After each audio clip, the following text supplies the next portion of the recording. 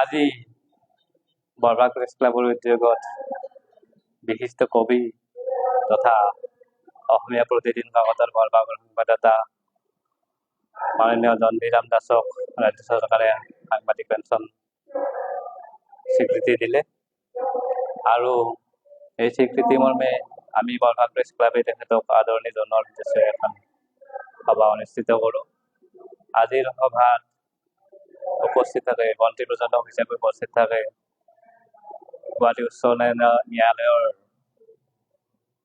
জ্যেষ্ঠ অধিবক্তা পৰেশ কলিতাদেৱ আৰু এই সভাখন উদ্বোধন কৰে সদৌ অসম সাংবাদিক সন্থাৰ সাধাৰণ সম্পাদক নকুল তালুকদাৰ দেৱে।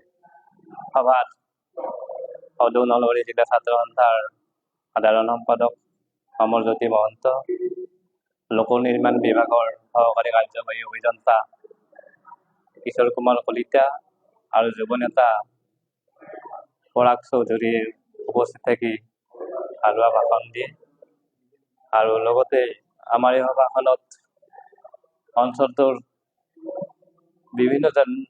বিভিন্নজন ব্যক্তি, সন্থা, বৰভাগ জ্যেষ্ঠ নাগৰিক সন্মিলনী, দক্ষিণ পশ্চিম বৰভাগ জ্যেষ্ঠ নাগৰিক মঞ্চ বৰিয়া, সদৌ নলবাৰী জিলা ছাত্ৰ সন্থা আদি বিভিন্নজন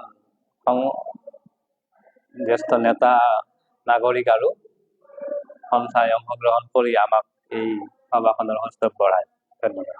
সুদীৰ্ঘ সময় সাংবাদিকতা কৰি থকাৰ পিছত অসম চৰকাৰে এইবেলি সাংবাদিক পেঞ্চন প্ৰদান কৰিছে আৰু সেই উপলক্ষে আজি বৰভাগ প্ৰেছ ক্লাবে মোক সম্বৰ্ধনা জ্ঞাপন কৰে লগতে বিভিন্ন দল সংগঠনেও এই সম্বৰ্ধনা জ্ঞাপন কৰে আৰু এই ক্ষেত্ৰত মই যথেষ্ট সুখী হৈছোঁ আৰু বৰভাগ প্ৰেছ ক্লাবে আগন্তুক দিনতো এনেকৈ যোগ্যজনক সন্মান দিব বুলি মই আশা কৰিছোঁ। বৰভাগৰ কাৰণে এটা গৌৰৱৰ কথা যে বৰভাগৰ এগৰাকী সংগ্ৰামী সাংবাদিকে সাংবাদিক পেঞ্চন লাভ কৰাৰ পিছত বৰভাগ প্ৰেছ ক্লাবে তাত আনুষ্ঠানিকভাৱে সম্বৰ্ধনা জ্ঞাপন কৰিছে আৰু এয়া সামাজিক স্বীকৃতি। এগৰাকী সাংবাদিকে যিটো জাতীয় দায়বদ্ধতাৰে কাম কৰি আহিছে, ভাষা সংস্কৃতিৰ দায়বদ্ধতাৰে কাম কৰি আহিছে, সমাজৰ প্ৰতি দায়বদ্ধতাৰে কাম কৰি আহিছে, পোৱা নোপোৱাৰ হিচাপ কৰা নাই। যিগৰাকী সাংবাদিকে জীৱনৰ গোটেইখিনি সময়ছোৱা সমাজৰ কাৰণে দিলে, সংবাদ ক্ষেত্ৰখনৰ কাৰণে দিলে, সেই সাংবাদিকগৰাকীক চৰকাৰে স্বীকৃতি দিয়াত সাংবাদিক সন্থাৰ পৰা সুখী হৈছোঁ, সন্তোষ পাইছোঁ আৰু চৰকাৰক ধন্যবাদ জ্ঞাপন কৰিছোঁ। আৰু লগতে বৰভাগ প্ৰেছ ক্লাবে তেখেতক যে আনুষ্ঠানিকভাৱে আজি এই সুন্দৰকৈ সম্ভাষণ দিলে তাৰ কাৰণে আমি বৰভাগ প্ৰেছ ক্লাবক ধন্যবাদ জ্ঞাপন কৰিছোঁ। এই কথাটো হ'ল যে অসমৰ যিসকল সাংবাদিকে নিষ্ঠা আৰু সততাৰে কাম কৰি আছে, সেই সাংবাদিকসকলৰ যিটো আৰ্থিক দৈন্যতা, এই কথাটো কিন্তু অত্যন্ত লক্ষণীয় আৰু গুৰুত্বপূৰ্ণ। এফালে বিভিন্ন ধৰণৰ যি নিৰাপত্তাজনিত কথা আৰু ইফালে আৰ্থিক নিৰাপত্তাৰ কথা, এই দুটা কথাক চিন্তা কৰি সদৌ অসম সাংবাদিক সন্থাই আমি দাবী জনাব বিচাৰিছোঁ যে অসমৰ বহু আৰু সাংবাদিকে এই সাংবাদিক পেঞ্চন পাবলগীয়া আছে। উপযুক্ত বয়সৰ লগে লগে সকলো সাংবাদিককে সাংবাদিক পেঞ্চন দিয়াৰ ব্যৱস্থা গ্ৰহণ কৰা হওক আৰু সাংবাদিক পেঞ্চনৰ যিটো পৰিমাণ সেইটো বঢ়াব লাগে।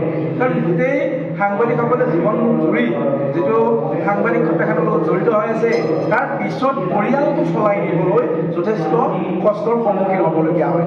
এগৰাকী সাংবাদিকক অসম চৰকাৰে সাংবাদিক পেঞ্চনৰ নামত যদি 10,000 টকা দিয়ে, সেইটো তেওঁৰ ঔষধতে গুচি যাব, যিটোহে ঔষধৰ মহঙা বজাৰ।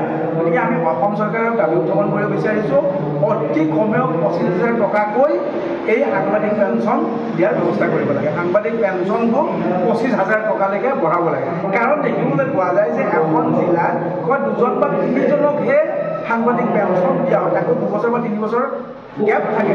গতিকে এই সাংবাদিক পেঞ্চনটো প্ৰতি বছৰে নিয়মীয়া হ'ব লাগে আৰু উপযুক্ত ব্যক্তিৰ সংখ্যা হিচাপে ধৰিব নালাগে। উপযুক্ত যিখিনি ব্যক্তি থাকে প্ৰত্যেককে সাংবাদিক পেঞ্চন দিব লাগে, সাংবাদিকৰ পেঞ্চনৰ পইচা বঢ়াব লাগে। তাৰ লগে লগে আমি আহ্বান জনাব বিচাৰিছোঁ সমগ্ৰ অসমৰ সাংবাদিকৰ কল্যাণৰ কাৰণে অসম চৰকাৰে এই সাংবাদিক বৃত্তিটোত জড়িত সকলক বিশেষ মাননি দিয়াৰ ব্যৱস্থা গ্ৰহণ কৰিব লাগে। যিসকল সাংবাদিক ইতিমধ্যে চৰকাৰে তেওঁলোকৰ নিয়ম নীতিৰে স্বীকৃতি দিছে, এই স্বীকৃতিপ্ৰাপ্ত চৰকাৰী স্বীকৃতিপ্ৰাপ্ত সাংবাদিকসকলক অসম চৰকাৰে প্ৰতি মাহে এককালীন সাহায্যৰ এটা ব্যৱস্থা কৰিব লাগে, বিশেষ মাননীৰ ব্যৱস্থা কৰিব লাগে। ইয়াৰ লগে লগে মাজিথিয়া সম্পৰ্কত কিমান দূৰ আগবাঢ়িছে সেই সম্পৰ্কতো চৰকাৰে কিছু পদক্ষেপ গ্ৰহণ কৰিব লাগে। আৰু তাৰ সমান্তৰালকৈ আমি ক'ব বিচাৰিছোঁ যে চিকিৎসাৰ ক্ষেত্ৰত বহু সাংবাদিকে যথেষ্ট এটা সমস্যাৰ সন্মুখীন হ'বলগীয়া হয়, যথেষ্ট আহুকালৰ সন্মুখীন হ'বলগীয়া হয়। সাংবাদিকতা কৰি যি ধন পায় সেই ধৰণে কেতিয়াও নিজৰ চিকিৎসা বা পৰিয়ালৰ চিকিৎসা কৰিব নোৱাৰে। গতিকে সাংবাদিকসকলৰ স্বাস্থ্যজনিত বা চিকিৎসাৰ নিৰাপত্তাৰ কাৰণে চৰকাৰীভাৱে এটা বীমাকৰণ কৰিব লাগে, স্বাস্থ্য বীমা।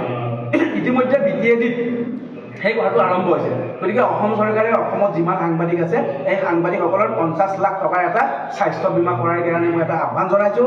মুখ্যমন্ত্ৰীয়ে যিহেতু যথেষ্ট হিতাধিকাৰী আঁচনি আনি আছে, হিতাধিকাৰী সৃষ্টি কৰি আছে, সাংবাদিকৰ হিতাধিকাৰীৰ কাৰণে, সাংবাদিকৰ কল্যাণৰ কাৰণে তেনেকুৱা আঁচনি গ্ৰহণ কৰক আৰু যি এই স্বাস্থ্য বীমা আঁচনি এইটো ৰূপায়ণ কৰক। এই কথাকেইটা আজি মই সদৌ অসম সাংবাদিক সন্থাৰ মজিয়াৰ পৰা দাবী উঠাব।